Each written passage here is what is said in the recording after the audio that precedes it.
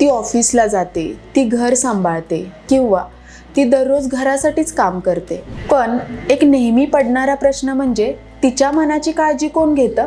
मैत्रिणींनो, आज आपण बोलणार आहोत वर्किंग वुमन आणि हाऊसवाईफ्स मधील बर्नआउट बद्दल.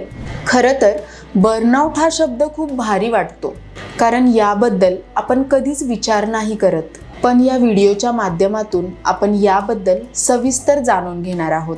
आता बर्नआउट म्हणजे काय? तर सततच्या ताणामुळे होणारा मानसिक थकवा, भावनिक रिक्तपणा, चिडचिडपणा आणि कामात रस कमी होणे.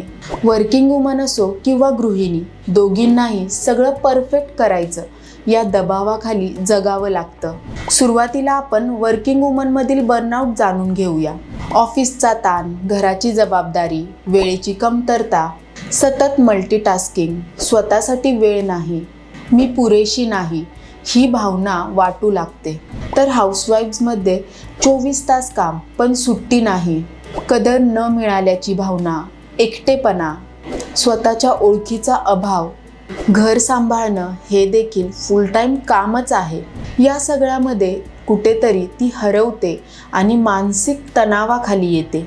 यासाठी वेळेत लक्षणं ओळखणं गरजेचं आहे. तुम्हाला जर सतत थकवा, छोट्या गोष्टींवर रडू येणे, झोप न लागणे, स्वतःवरचा विश्वास कमी होणे असे काही जाणवत असेल तर ही मानसिक आजाराच्या धोक्याची घंटा आहे. तुम्हाला जर ही लक्षणे जाणवत असतील तर वेळेत उपचार करा. यासाठी दररोज स्वतःसाठी 20 मिनिटे राखून ठेवा. नाही म्हणायला शिका. जबाबदाऱ्या वाटून घ्या. नियमित झोप, व्यायाम, ध्यान करा. भावना मनात साठवू नका. गरज पडल्यास तज्ज्ञांचा सल्ला घ्या.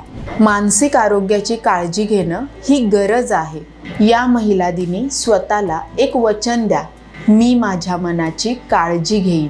कारण आनंदी स्त्री म्हणजे आनंदी कुटुंब आणि आनंदी समाज. धन्यवाद.